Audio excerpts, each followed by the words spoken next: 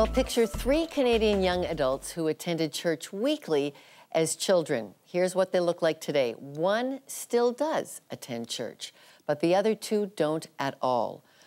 And one of the 2 goes even further. They've stopped identifying themselves with the Christian tradition altogether, the tradition in which they were raised. Well, those are some of the findings of a study called Hemorrhaging Faith.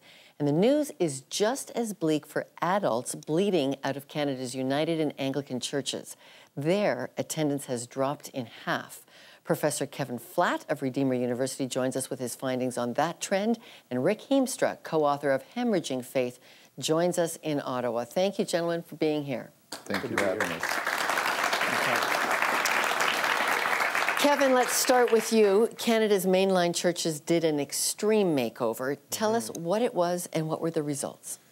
Well, it happened in the 1960s, and essentially there were a number of church leaders who decided that the church was falling behind the times and needed to have an extreme makeover to make itself more relevant. This ranged from changing their basic theology to changing their Sunday school curriculum, to changing their positions on a number of moral issues as well. The result was a dramatic change in the United Church and also in the Anglican Church. It meant sometimes these church leaders, such as Bill Phipps, he very publicly stated, I don't believe Jesus Christ needs to be the Son of God. Yeah, and that was actually a number of decades later, but it was part of that same trend. Right. Towards a move away from what we would think of as traditional Christian theology. And the result, which was part of your question as well, is that those churches did decline quite dramatically in the 1960s. And there's a variety of reasons for that, but one of the reasons was this extreme makeover. Okay, so it wasn't good for them to do it. I want to now turn to you, Rick, in Ottawa. Okay. Young Canadians have done a makeover, an extreme makeover, moms like me would think, on their expectations of church. And you discovered 4 toxins that young Canadians have said, this is making me check out of church. What are those toxins?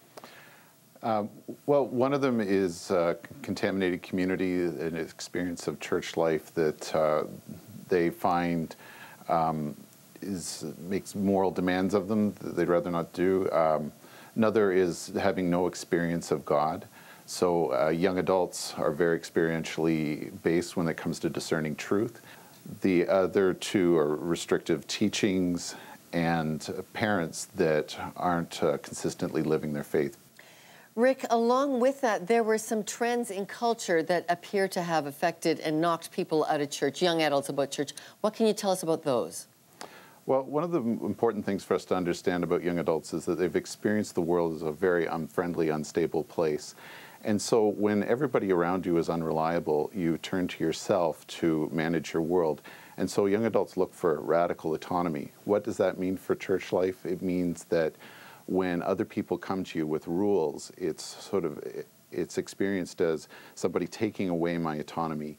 And if they take away my autonomy, my control, then that leaves me in a vulnerable place. And so it's not so much that they're reacting to the rules per se as the idea that the world's an unfriendly place, I'm the only one who's going to look out for me, and now you're taking away my control. Wow, the Hunger Games really was a bit of a prophetic voice on what their culture is feeling. Sure, the Hunger Games or Born Identity. The Born Identity I often talk about is a way that young adults see themselves. They're omnicompetent, they're not really sure who they are.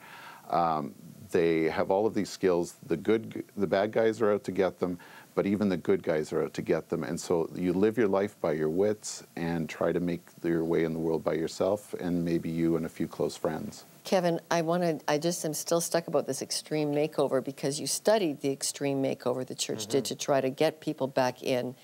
Some would say we were just modernizing the kitchen. We were just making it more approachable. It was not a good thing? There's a kind of modernization where churches seek to accommodate themselves to the dominant secular culture in terms of their beliefs and their teaching and their lifestyle expectations for their members. And that second kind of modernization is consistently associated with decline in membership and lower levels of member commitment. Wow.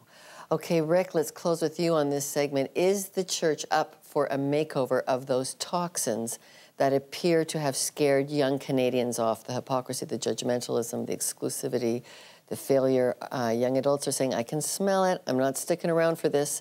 Are we up for a makeover on that? I would say that the thing that the church has to do is recognize that young people have this instability in their lives, and while they have that, they don't have the room in their lives to experience God. We found that young adults who had an experience of God were far more likely to be in church, but their need to gain some control and stability and a ground in their lives is just such a driving force that everything else falls away. And so for churches to have people who are friends with the young adults take a consistent interest in their lives, that's the most important thing. And if to the extent that churches can do that and manage transitions, I think that they're going to start turning things around. All right. As always, thank you both, gentlemen. We appreciate you coming, and we want to know what you think. If the church was more about Jesus and less about the church, people would be more interested. Do you agree or disagree? Please send your answers by a phone call or a quick email, Facebook, Twitter. We'd love to have you join the conversation. Our studio audience is taking a live vote on that, and I'll have those results for you in a moment. But coming up, fixing the church. Who's got it right? We'll speak with Bruxy Cady, pastor of the Meeting House, and with Sheridan Sanders, host of The Church Alive. We'll find out what it takes for the church to get it right. More on that after the break. Any advice for churches that wish they could fill seats as easily as comedy does? Make them laugh. Okay.